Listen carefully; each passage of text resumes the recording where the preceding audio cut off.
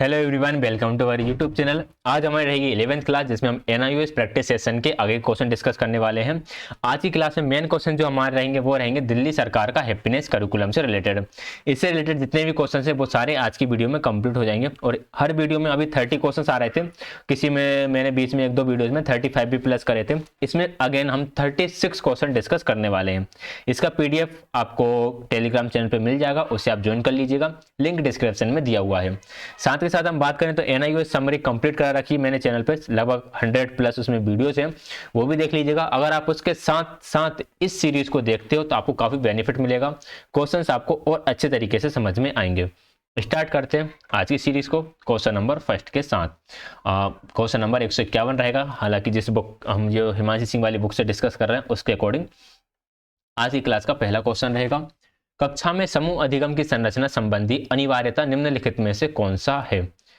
Which one of the following is an imperative regarding the structure of group learning in the classroom? 4-6 विद्यार्थियों का समूह होना चाहिए, group of 4 to 6 student. ये बिल्कुल ठीक है कि जब भी हम ग्रुपिंग करते हैं या फिर हम ग्रुप लर्निंग कराते हैं तो वहां पर 4-6 से ज्यादा बच्चे नहीं होना चाहिए। विषय योग्यताधारी विद्यार्थियों को प्राथमिकता, preference of student with subject qualified. ये भी ठीक है कि कौन सा बच्चा किस सब्जेक्ट में योग्यता रखता है उस हिसाब से हम ग्रुप बना दें। विविधतापूर्ण समूह का नेतृत्व, ये भी बिल्कुल सही है। डाइवर्सिफाइड ग्रुप लीडरशिप, क्योंकि आपके जो ग्रुप है वो ऐसा ना हो कि ग्रुप में 4 लोग हैं तो वे चारों एक ही सब्जेक्ट या फिर एक ही टॉपिक से रिलेटेड हो। हालांकि 5 पॉइंट बन गए, 5 बच्चे हैं तो पांचों एक ही सब्जेक्ट से रिलेटेड हो, अलग अलग सब्जेक्ट से जुड़े होने चाहिए, अलग अलग उनकी क्वालिटीज होना चाहिए। हो सकता है कि उनकी जो परफॉर्मेंस है वो हर एक बच्चे की अलग अलग हो, तो उसके हिसाब से हमें ग्रुप बनाना है। Option number D right answer हो जाएगा, ऑल ऑफ द एबव, उपरोक्त सभी। ठीक, इसके कुछ क्वेश्चंस ऐसे हैं कि ज़्यादातर क्वेश्चंस का आंसर हमें ऑल ऑफ द एबव मिल सकते हैं। मैंने कुछ क्वेश्चंस को इंटरेस्टिंग बनाने की कोशिश करी है, हालांकि आपको पसंद आएंगे वो भी।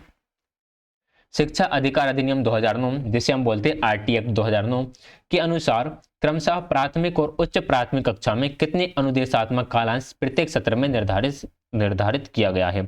According to right to education act 2009, how many instructional period have been fixed in each session in primary and upper primary classes respectively. देखिए आरटी एक्ट में ये बोला गया है कि प्राइमरी के लिए तो 800, ये कुल मिलाकर कालांश नहीं, ये आर्ट्स कह सकते हैं आप, 800 और 1000। ठीक है, तो इन दोनों की बात इसमें की गई है। राइट आंसर हो जाएगा ऑप्शन नंबर ए। नेक्स्ट है क्वेश्चन नंबर 153।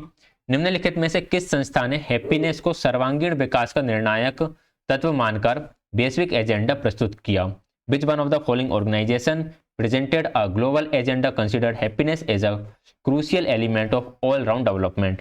संयुक्त राष्ट्र संघ यानी कि यूनाइटेड नेशन, यूनेस्को एवं यूनिसेफ, विश्व स्वास्थ्य संगठन, वर्ल्ड हेल्थ ऑर्गेनाइजेशन, या फिर ऑल ऑफ द एबव? क्या होगा इसका राइट आंसर? देखिए इसका राइट आंसर है option number A, United nation यानी कि संयुक्त राष्ट्र संघ। 2011 में उन्होंने एक बैठक ली और इसके बाद जो संयुक्त राष्ट्र संघ की महासभा है उसने इसको मानव का एक मौलिक तत्व घोषित कर दिया कि मानव के विकास में हैप्पीनेस का होना बहुत ज़्यादा जरूरी है। ठीक है, इसके बाद फिर बहुत सारी रिपोर्ट वगैरह भी आई हैं। राइट आंसर इसका ऑप्शन नंबर ए रहेगा, सबसे पहले शुरुआत यहीं से हुई थी। Question number 154। हैप्पीनेस मूलतः विषय है, happiness is the basically the subject of, किसका है? मनोविज्ञान का, शैक्षणिक का, सामाजिक का, या व्यक्ति का? साइकोलॉजिस्ट, एकेडमिक, सोशल, या फिर पर्सनल? तो हैप्पीनेस जो मूलतः विषय है वह है मनोविज्ञान का, साइकोलॉजी का। राइट आंसर हो जाएगा ऑप्शन नंबर ए। 155 है। निम्नलिखित में से किस दार्शनिक या शिक्षाविद के विचारों को आधार मानकर करिकुलम का निर्माण किया गया? Based on the idea of which of the following philosopher educational the curriculum has been created? हालांकि मुझे लगता है इसका राइट, इसमें हैप्पीनेस वर्ड छूट गया है, यहाँ पर करिकुलम के आगे आता है हैप्पीनेस करिकुलम। ठीक है, हैप्पीनेस करिकुलम आ जाएगा। तो हैप्पी करिकुलम के लिए जो दार्शनिक रहे हैं या जो एजुकेशनिस्ट रहे हैं वो रहे हैं ए नागराज। तो right answer option number A रहेगा। ठीक है, इनका ट्रांसलेशन करना एक काफ़ी टफ टास्क होता है क्योंकि ए नागराज का इसने गूगल ट्रांसलेशन की मैं थोड़ी बहुत हेल्प लेता हूँ, तो उसने इसका ट्रांसलेशन करा था किंग कोबरा। तो वो एक जो फाइनल होती है प्रूफ रीडिंग उसके टाइम पर चेक करा मैंने, फिर उसे कनेक्ट करा नागराज। तो right answer option number A रहेगा। 156 है, दिल्ली सरकार द्वारा कार्यान्वित हैप्पीनेस करिकुलम से संबंध कक्षा परिसर निम्नलिखित में से कौन सा है? Which one of the following is the classroom campus affiliated to happiness curriculum implemented by Delhi government? देखिए दिल्ली गवर्नमेंट ने जो हैप्पीनेस करिकुलम चलाया है वह चलाया है नर्सरी से लेके 8th स्टैंडर्ड तक का। Right answer option number B हो जाएगा, नर्सरी टू 8th। नेक्स्ट है क्वेश्चन नंबर 157, हैप्पीनेस करिकुलम में शामिल हितधारकों में उल्लेखनीय हैं। Stakeholders involve in the happiness curriculum are notable. राज्य शिक्षा शोध एवं प्रशिक्षण परिषद, State Council of Educational Research and Training, तो ये आपके जुड़े हैं हैप्पीनेस करिकुलम से। मानवीय मूल्य एवं परिवर्तनकारी अधिगम प्रभाग, ये भी आपका हैप्पीनेस से जुड़ा हुआ है।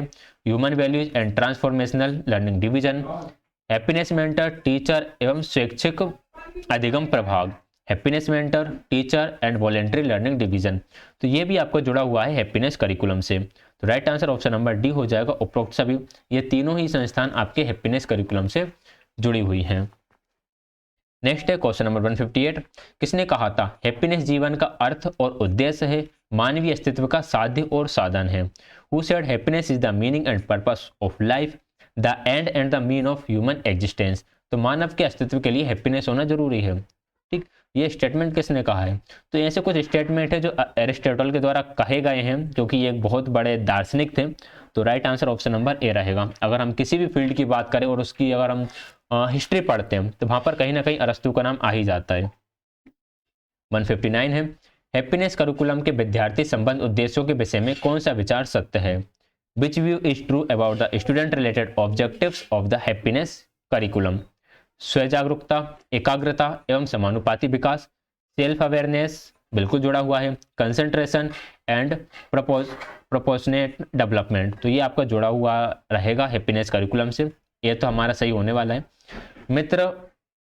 परिवार, मित्र मंडली, शिक्षकों एवं समाज के प्रति साहचर्य, companionship to family, friend, teacher and society, ये भी हमारा हैप्पीनेस करिकुलम से जुड़ा हुआ है।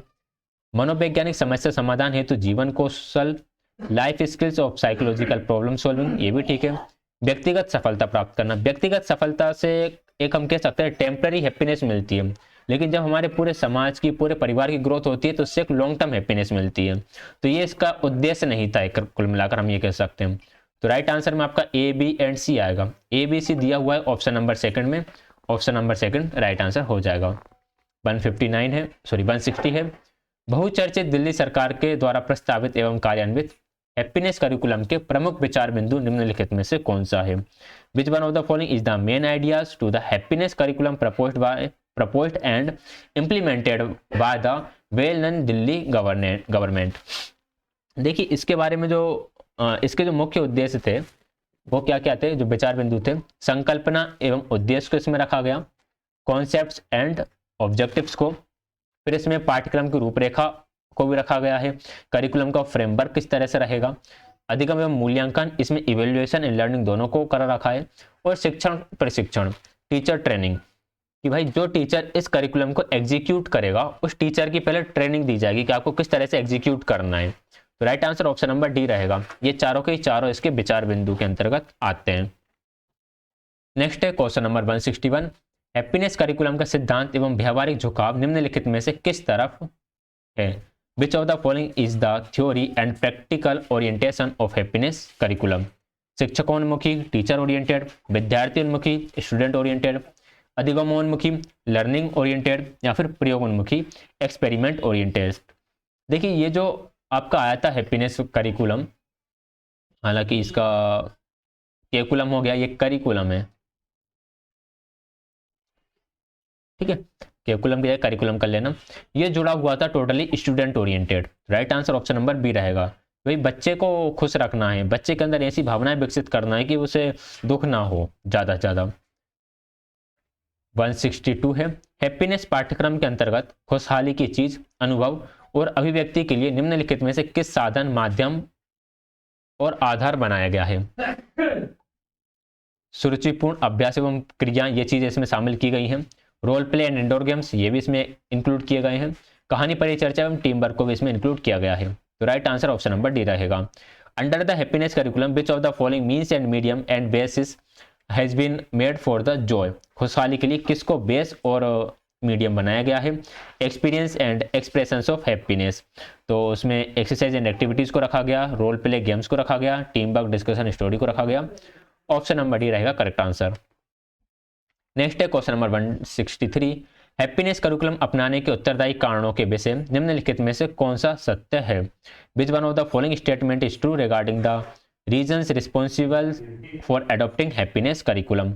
विद्यार्थी में बढ़ती आत्महत्या प्रवृत्ति, ये इसका एक कारण था कि जो बच्चे जो थे वो बहुत ज़्यादा सुसाइड कर रहे थे, ठीक है, तो इसके लिए ऐसा करिकुलम लाने की जरूरत पड़ी ताकि बच्चे के अंदर ये प्रवृत्ति आ ही ना। बेहतर रिजल्ट लाना एवं स्किल्ड करने का दबाव, ये दबाव भी बच्चों के अंदर बहुत होता है, वो उनके अंदर प्रेशर होता है कि यार मेरा रिजल्ट अच्छा, या फिर मैं इस स्किल में अच्छा हो जाऊं, मुझे ये नहीं आता, मेरा रिजल्ट लो जाता है। कोई बच्चों के अंदर यही रहता है कि मैं किसी भी फील्ड में अच्छा नहीं हूँ, तो इसके लिए हैप्पीनेस करिकुलम को लाया गया। वर्ल्ड हैप्पीनेस रिपोर्ट में भारत की दयनीय स्थिति, अब वर्ल्ड हैप्पीनेस रिपोर्ट में भारत की स्थिति की बात करें तो बहुत ही दयनीय है। अभी हाल ही में तो रिपोर्ट जो आई थी उसमें भारत का नाम पाकिस्तान से भी नीचे था, मतलब वहाँ के लोग भी भारत से ज़्यादा खुश रहते हैं। तो ये तीनों ही रीजन थे जिसकी वजह से हैप्पीनेस करिकुलम को लाया गया। Right answer option number D हो जाएगा, all of the above. Next है क्वेश्चन नंबर 164, हैप्पीनेस पाठ्यक्रम के संदर्भ में कौन सा युग्म सुमेलित है? Which with reference to happiness curriculum which pair is correctly matched? पाठ्यक्रम निर्धारण नर्सरी से 8वीं कक्षा, बिल्कुल सही है फर्स्ट ऑप्शन कि जो करिकुलम था वो था नर्सरी टू 8th क्लास तक के बच्चों के लिए। पाठ्यक्रम उद्देश्य खुशी हेतु एकाग्रता एवं जागरूकता, करिकुलम का मुख्य उद्देश्य यह था कि हैप्पीनेस और हैप्पीनेस के लिए अवेयरनेस हो और उस पर थोड़ा ध्यान दिया जाए कि यार लोग खुश नहीं रह रहे हैं। कक्षा निर्धारण पूरे दिन में 45 मिनट की कक्षा, अब जो क्लास डिटर्मिनेशन था कि यार क्लास किस टाइम लगेगी, तो एक डे में 45 मिनट का एक पीरियड लगेगा जिसमें हैप्पीनेस करिकुलम को एग्जीक्यूट किया जाएगा। पाठ्य विषय किस तरह के रहेंगे? क्रियाएं और परिचर्चा, जो सब्जेक्ट्स रहेंगे उसमें एक्टिविटीज रहेंगी और डिस्कशंस रहेगा। तो ये चारों ही सही है, और चारों किस तरह से सही है कि पहले का पहला सही है, दूसरे का दूसरा, तीसरे का तीसरा और चौथे का चौथा। तो right answer option number C हो जाएगा, ए का 1, बी का 2, सी का 3rd और डी का 4। नेक्स्ट है 165, हैप्पीनेस पाठ्यक्रम के स्वरूप के संबंध में निम्नलिखित में से कौन सा कथन असत्य है? Which one of the following statement regarding the nature of happiness curriculum is false? इकाई 1, अधिगम जागरूकता द्वारा खुशहाली, हाँ यूनिट 1 में इसकी बात की गई है, तो यूनिट 1 के हिसाब से राइट आंसर ये सही रहेगा। इकाई 4, भावनाओं द्वारा संबंधों में खुशहाली, यूनिट 2 भी सही है। यूनिट 3, समाज में सक्रिय सहभागिता द्वारा खुशहाली, ये भी सही है। तो ये तीनों ही सही है, लेकिन राष्ट्र के बजाय व्यक्तिगत खुशी पर बल इसमें नहीं दिया गया। Emphasize on individual happiness rather than nations, जबकि बात जो की जा रही थी वो इस तरह से की जा रही थी कि एक्चुअल में इसमें यूनिट तो 3 ही थी, 4th यूनिट थी ही नहीं, जहां तक मैंने इसको थोड़ा बहुत पढ़ा है, ज़्यादा इसके बारे में नॉलेज नहीं है।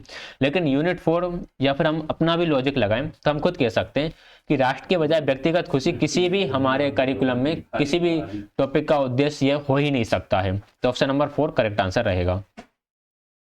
166 है, अधिगम एवं जागरूकता, एक मिनट ये पेन को कुछ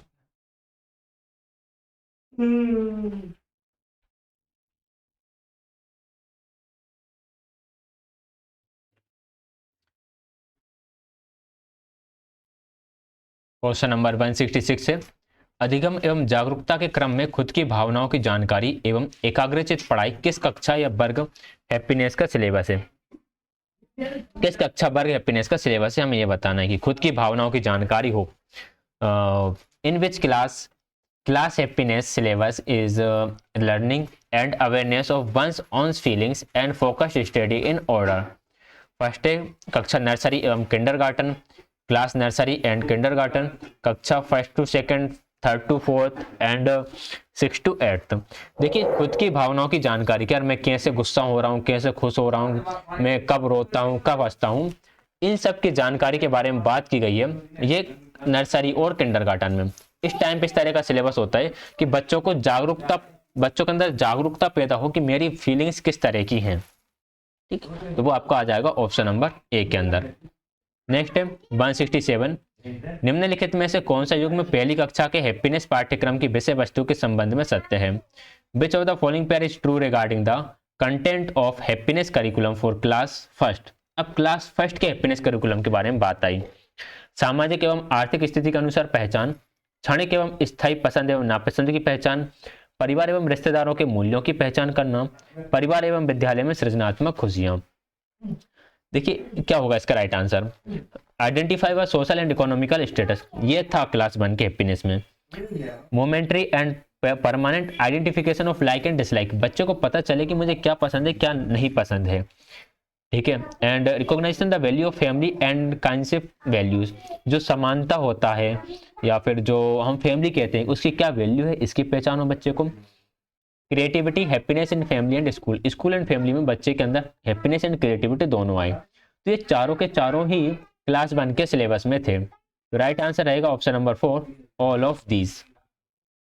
नेक्स्ट है 168, दूसरी कक्षा के लिए खुशहाली पाठ्यक्रम के अंतर्गत पारिवारिक संबंधों में खुशी तलाशने संबंधी प्रमुख विषय वस्तु निम्नलिखित में से कौन सी है?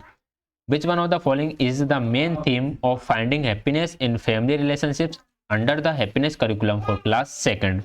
अब क्लास सेकंड के करिकुलम में क्या था, मैं आपको एक पीडीएफ सेंड करूंगा, इसी बुक में से बना दूंगा, वो जिन लोगों के पास ये बुक नहीं है उन्हें भी वो मिल जाएगा, जिसमें नर्सरी क्लास से लेकर 8th क्लास तक इस करिकुलम में क्या इंक्लूडेड है क्या नहीं है वो सब कुछ आपको मिल जाएगा। तो अगर मैं सेंड ना करूं तो आप टेलीग्राम पर बता देना मुझे कमेंट करके कि मैंने सेंड नहीं करा, तो मैं उसे सेंड कर दूंगा फिर, ठीक है। वैसे मैं ध्यान रखूंगा कि मैं सेंड कर दूंगा।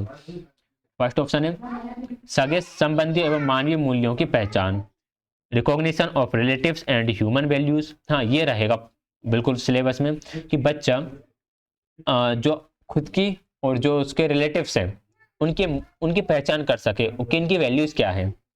विचारों की साझेदारी एवं सामूहिक सहभागिता में खुशी, ये भी ठीक है कि अगर मैं अपने थॉट्स को शेयर करता हूँ और दूसरे के साथ इन्वॉल्व होता हूँ तो उससे क्या फर्क पड़ता है। परिवार, स्कूल एवं कक्षा में वस्तु को सुव्यवस्थित रखने की खुशी, the joy of keeping thing organized in the family, school and classroom. छोटे बच्चों की चीजें अस्त व्यस्त सी होती हैं, उनके अंदर ये फील्ड हो जाए कि जब मैं इन चीजों को जमा कर रखता हूँ तो किस तरह की खुशी यहाँ पर मिलती है, तो ये सब बताना। तो ये सारा था सेकेंड क्लास के अंदर। तो राइट आंसर हो जाएगा ऑप्शन नंबर डी, उपरोक्त सभी। ये कुछ क्वेश्चन हैं जिन ऑल ऑफ द एबव वाले थे। 169 है पारस्परिक लड़ाई झगड़े व बेमनस्य के क्रम में आरोप प्रत्यारोपण लगाने के बजाय ईमानदारी से जिम्मेदारी स्वीकारना, यह विचार किस क्लास के हैप्पीनेस पाठ्यक्रम में शामिल किया गया? हमने देखा छोटे बच्चे भी आपस में लड़ते रहते, एक दूसरे पर आरोप लगाते रहते हैं कि ये काम इसने कराए वे कराए, खुद जिम्मेदारी को नहीं स्वीकारते। तो इस तरह के विचार बच्चों के अंदर कि बच्चे खुद की जिम्मेदारी स्वीकार कर सके किस कक्षा में लाया गया? नर्सरी से किंडरगार्टन, पहली से दूसरी, दूसरी से तीसरी या फिर कक्षा तीसरी? क्या होगा इसका राइट आंसर? राइट आंसर रहेगा इसका option number 4, class third. Class third में इस तरह का करिकुलम निर्धारित किया गया था। 170 है कक्षा 4-5 की खुशहाली पाठ्यक्रम में अधिगम एवं जागरूकता के लिए निर्धारित पाठ्य विषय निम्नलिखित में से कौन सा है? Which one of the following is the prescribed curriculum for learning and awareness in the happiness curriculum of class 4th-5th?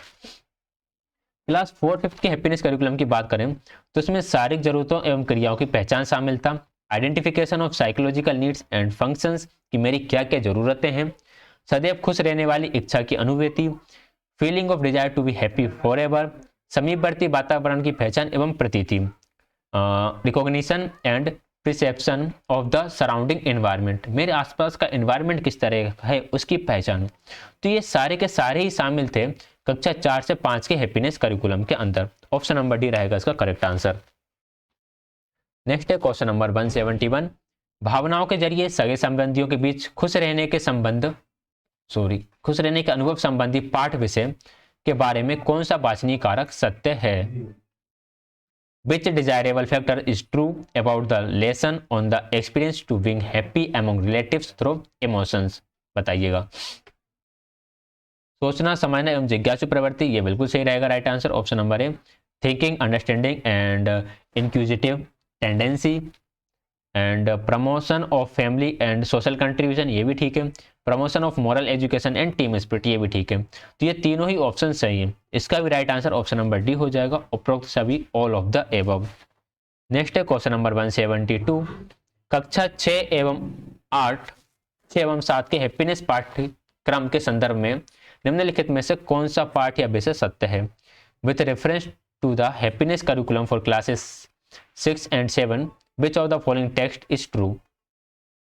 आत्मा और शरीर में अंतर की पहचान, ये ठीक है। 6-7 के अंदर बच्चे को इतना थोड़ा सा इसका लेवल बढ़ा देते हैं, इसको और एब्स्ट्रैक्ट करते हैं और बच्चों को डिफरेंस बताते हैं कि बॉडी एंड सोल में क्या डिफरेंस है। जानने और मानने में अंतर की पहचान, recognization the difference between knowing and believing, आप किस चीज को मानते हो और किस चीज को जानते हो, इसमें डिफरेंशिएशन होना चाहिए कि यार मैं जो जानता हूँ मैं उसे मानता हूँ या नहीं, या फिर जो मैं जिसे मैं मानता हूँ उसे मैं जानता हूँ या नहीं।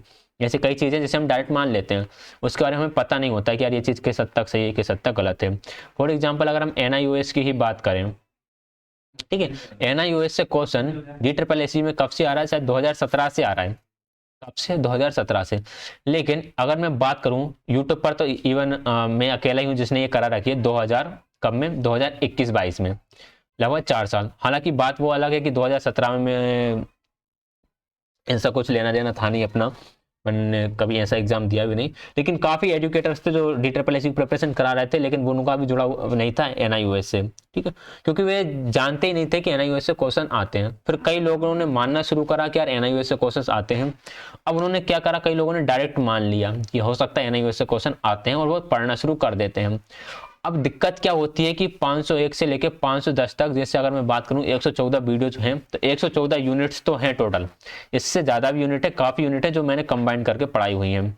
तो इसके लिए अगर आपको मोटिवेट रहना है तो आपको DSSS के सारे क्वेश्चन पेपर देखना पड़ेगा और उसके बाद NIOS पढ़ना शुरू करना पड़ेगा। फिर आप जो चीज़ आपने मान ली थी क्या DSSS से क्वेश्चन आ रहे हैं, वो आपका बिलीव और स्ट्रॉन्ग हो जाएगा। जब आप मेरी सीरीज देखते हो तो मैंने स्टार्टिंग की काफ़ी वीडियोस में बताया हुआ है लाइनों के हिसाब से कि यहाँ से क्वेश्चन 2018 में आया हुआ है, यहाँ से क्वेश्चन 2019 में आया हुआ है। ये मैंने इसलिए बताया हुआ है क्योंकि ये बात सही भी है, ताकि आपके अंदर एक मोटिवेशन रहे कि जहाँ से हम पढ़ रहे हैं वहाँ से एग्जाम में क्वेश्चन पूछे जा रहे हैं।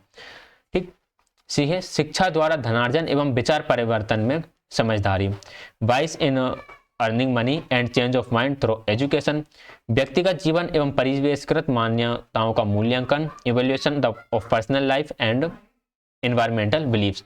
तो ये भी सही है, ये चारों के चारों ही ऑप्शन सही है। तो राइट आंसर इसका हो जाएगा option number D, all of the above. Next question है 173, सामाजिक संबंधों की पहचान एवं सहभागिता पूर्ण सक्रिय भागीदारी का निर्वाह किस कक्षा के खुशहाली संबंधी पाठ्य वस्तु है? Identification of school relations and maintenance of full participation and active participation in the subject matter of happiness related to which class. अब ये जो ऑब्जेक्टिव्स हैं या ये जो सब्जेक्ट हैं वे किस क्लास से जुड़े हुए हैं? फर्स्ट सेकंड नर्सरी KG 6 7 या फिर क्लास 8? क्या होगा राइट आंसर? ये जो चीज़ें जुड़ी हुई हैं सामाजिक संबंधों की पहचान, तो जब बच्चा 6th and 7th क्लास में होता है तब इन चीज़ों की जानकारी होना उसके लिए ज़रूरी हो जाता है कि अगर मैं सबके साथ पार्टिसिपेट करता हूँ तो किस तरह से हमारा काम और बेहतर हो सकता है। अगर हम रिलेशंस की बात करें कि समाज के साथ किस तरह से मेरा जुड़ाव है, तो right answer option number C हो जाएगा, क्लास 6 and 7। नेक्स्ट है 174, मन व आत्मा, अस्तित्व एवं व्यवहार तथा पर्यावरण के प्रति संवेदनशीलता एवं समझ को किस कक्षा के अधिगम जनित खुशहाली पाठ का विषय चुना गया है? Mind and soul, existence and behaviour and sensitivity and understanding towards the environment have been chosen as the subject of learning based happiness curriculum in the class। Option number A है कक्षा 8, बी है कक्षा 2, सी है कक्षा 1 और D है कक्षा 3। क्या होगा राइट आंसर? देखिए अगर हम मन, आत्मा, अस्तित्व की बात करते हैं तो ये चीज़ों को समझने के लिए बच्चे को थोड़ा और मैच्योर होना पड़ता है, उसके माइंड के तौर पर और ज़्यादा उसे जागरूक होना होता है। तो बच्चा ज़्यादा जागरूक सेकंड और थर्ड क्लास में तो होगा ही नहीं, ना ही वे थर्ड में होगा। Right answer option number A रहेगा, क्लास 8th। क्लास 8th के बच्चे के करिकुलम में ये सारी चीज़ें इंक्लूड की गई हैं। नेक्स्ट है क्वेश्चन नंबर 175, भावनाजनित संबंध एवं सक्रिय सामाजिक भागीदारी से उपजी खुशहाली को निम्नलिखित में से किस कक्षा का पाठ्यक्रम विषय निर्धारित किया गया है? The curriculum subject of which of the following chosen has been set on the happiness arising out of emotional relationships and active social participation. Active social participation की हम बात करें तो ये हमारा जुड़ा रहेगा कक्षा 4th एंड 5th से। Option number B right answer रहेगा, क्योंकि emotional relationships and active social participation ये दोनों चीजें ही क्लास 4th एंड 5th के हैप्पीनेस करिकुलम का विषय रही हैं। तो option number B right answer रहेगा। जिनको ये चीजें समझ में नहीं आ रही कि यार कहाँ का क्या आंसर लगाना है, तो मैं आपको एक पीडीएफ सेंड करूंगा जिसमें इन सभी के करिकुलम को डिस्ट्रीब्यूट कर रखा है कि किस क्लास में हम क्या किस क्लास के सिलेबस में हम क्या रखने वाले हैं। तो वहां से आपको ये सारे मिल जाएंगे। 177 हैप्पीनेस पाठ्यक्रम को कक्षा में कार्यान्वित करने हेतु निर्धारित पाठ्य पुस्तक व सामग्री बच्चों के बजाय शिक्षकों को प्रदान किया गया है, क्योंकि to implement the happiness curriculum in the classroom the prescribed text books and materials have been provided to the teacher instead of children because. First है, लक्ष्य के प्रति जिम्मेदारी शिक्षकों पर है, बात बिल्कुल ठीक है। It is the responsibility of the teachers to achieve the goals. पाठ्यक्रम का स्वरूप छात्रोन्मुखी है। The nature of the curriculum is student orientation, ये भी इसका रीजन होगा। शिक्षकों द्वारा साप्ताहिक एवं अनौपचारिक मूल्यांकन, ये भी ठीक है। इनफॉर्मल असेसमेंट एक ऐसा असेसमेंट रहेगा जिसमें किसी तरह का शेड्यूल नहीं रहेगा, ठीक है। औपचारिक परीक्षा प्रणाली निराधार, यानी कि जो फॉर्मल एग्जामिनेशन सिस्टम है उसको छोड़ा जाएगा या उसकी आलोचना की जाएगी, उसको इंक्लूड नहीं किया जाएगा। तो ये चीजें शामिल की गई हैं। देखिए, हमें अनौपचारिक पर बल देना है अगर हैप्पीनेस करिकुलम को फॉलो करना है, क्योंकि जहां हमने बच्चों को नियम कानून बता दिए कि आपको इस तरह से एग्जाम देना है, इस टाइम ड्यूरेशन में कंप्लीट करना है, तो हैप्पीनेस तो आपका खत्म ही हो गई है, ठीक है। तो राइट आंसर इसका ऑप्शन नंबर डी हो जाएगा।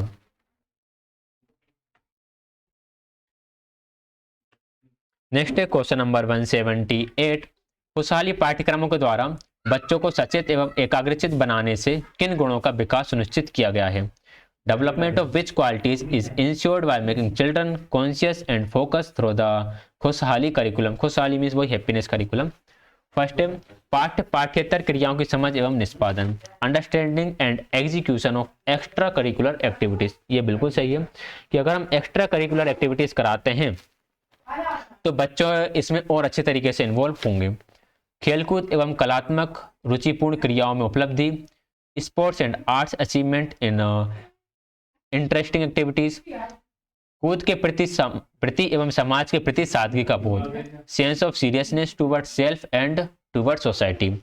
उपरोक्त सभी राइट आंसर रहेगा, ऑल ऑफ द एबव। तो ऑप्शन नंबर डी रहेगा इसका करेक्ट आंसर। ये तीनों ही गुणों का विकास करना जरूरी था। 179 हैप्पीनेस करिकुलम के माध्यम से बच्चों में आलोचनात्मक चिंतन का विकास किन विधियों से सुनिश्चित है? In what ways the development of critical thinking in children is ensured through the happiness curriculum. First है, अपने पराये की प्रामाणिक पहचान। ये बिल्कुल सही है कि बच्चे पता कर सके, आइडेंटिफाई कर सके कौन अपना है कौन पराया है।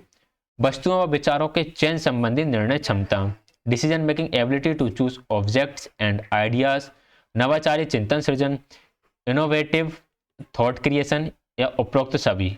Option number D. तो ये सभी ही इसमें आ जाते हैं। Option number D right answer रहेगा। 180 है, सामाजिक कौशल एवं भावनात्मक विकास के किन कारकों से हैप्पीनेस करिकुलम आसान्वित है? What are the factors of social skill and emotional development that the happiness curriculum look forward to? संबंधों एवं सहानुभूति की समझ। अगर हम सामाजिक कौशल और भावनात्मक विकास की बात करें तो उसमें रिलेशंस भी आ जाते हैं और आपकी जो सिंपैथी है वे भी आ जाती है। कठिन परिस्थितियों की पहचान एवं समाधान की समझ, understanding of identification and resolution of difficult situation. Difficult situation में किस तरह से आप उसको टैकल करते हो या उस पर किस तरह का आप डिसीजन लेते हो, तो ये भी आपका इसके अंदर आ जाएगा।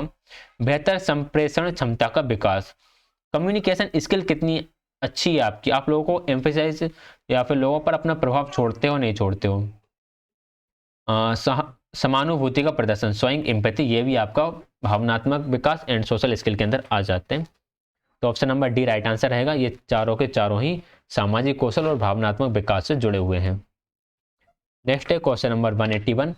आत्मविश्वासी व्यक्तित्व विकास हेतु किन बातों का ख्याल हैप्पीनेस करिकुलम में रखा गया है? What things have been taken care of in the happiness curriculum for the development of a self-confident personality? खुशनुमा दैनिक व्यवहार, इसको शामिल किया गया है कि एक ऐसा पर्सनालिटी हो जो हमेशा खुश रहे, स्वच्छता एवं स्वच्छता के प्रति सचेत, एक ऐसी पर्सनालिटी हो जो क्लीनलीनेस और हेल्थ के प्रति जागरूक हो, परिवार समाज के प्रति जवाबदेही, जिसकी कुछ अकाउंटेबिलिटी हो, कुछ रिस्पॉन्सिबिलिटी हो अपनी फैमिली के लिए और अपनी सोसाइटी के लिए, प्राकृतिक वातावरण की प्रशंसा, appreciation of the natural environment, जो नेचुरल इन्वायरमेंट को एप्रिसिएट करे, उसको और बेहतर बनाने की कोशिश करे। तो option number D right answer रहेगा, all of the above means option number 4, ये सभी ही शामिल किए जाते हैं। 182 है, दिल्ली के सरकारी स्कूलों में लागू हैप्पीनेस पाठ्यक्रम में विद्यार्थियों के परफॉर्मेंस के मूल्यांकन के संबंध में निम्नलिखित में से कौन सा तथ्य सत्य है? Which one of the following is true regarding the evaluation of the performance of student in the happiness curriculum implemented in government schools of Delhi?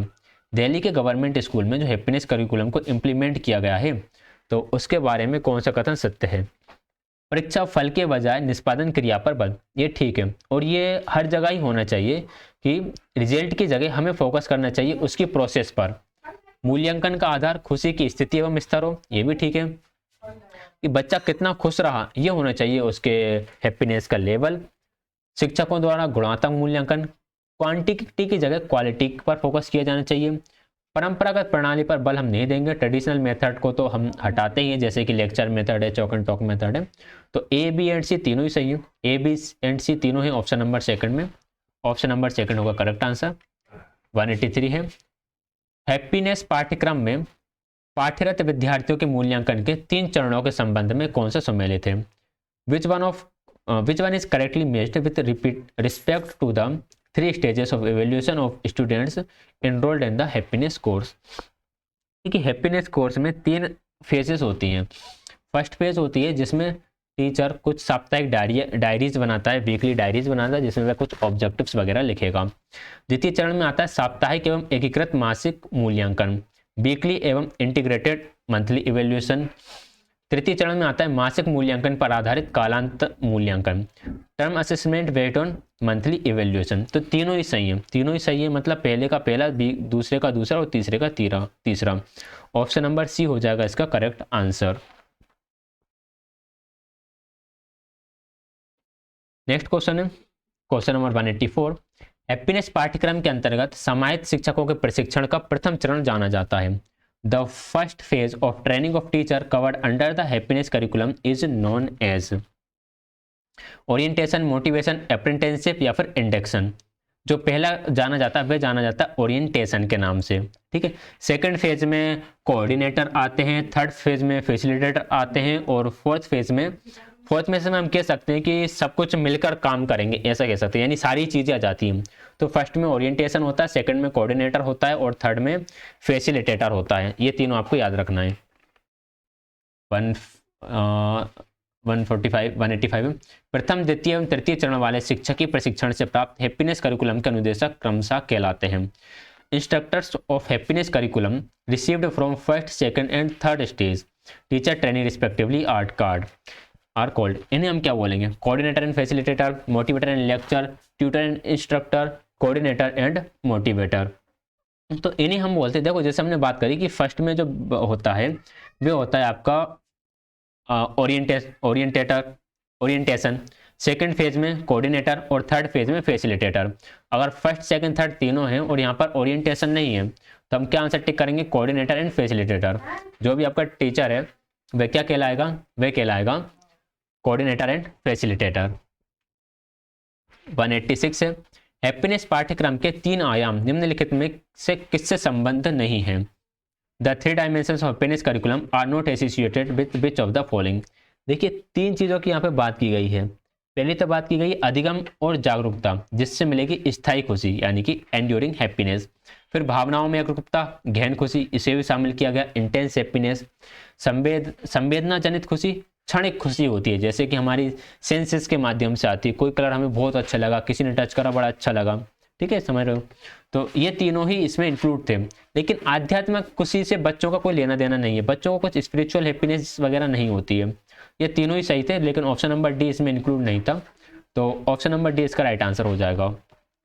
तो ये थे हमारे आज के क्वेश्चन। कुछ क्वेश्चन 36 क्वेश्चन हम लोगों ने डिस्कस करें। कुछ क्वेश्चन थोड़े से आपको अजीब लग सकते हैं क्योंकि ये पॉइंट ऐसा है जिसे आपने कभी नहीं पढ़ रखा है, और मैं वो PDF सेंड कर दूंगा जिससे आपको काफ़ी हेल्प मिलने वाली है। किसी क्वेश्चन में डाउट रहता है तो आप कमेंट कर सकते हैं। एक क्वेश्चन आपका छूट जाएगा, क्वेश्चन नंबर शायद 176 है, तो वो यहाँ पर टाइपिंग एरर हो गया था, इस वजह से उसे मैं PPT में लगा दूंगा। आपको PDF टेलीग्राम चैनल पर मिल जाएगा। वीडियो को प्लीज़ लाइक करें, शेयर करें, चैनल को सब्सक्राइब करें। ये मेरा सोशल मीडिया हैंडल है, यहाँ पर आप फॉलो कर सकते हैं, मुझे टेलीग्राम पर ज्वाइन कर लीजिएगा। क्लास देखने के लिए आप सभी का बहुत बहुत धन्यवाद।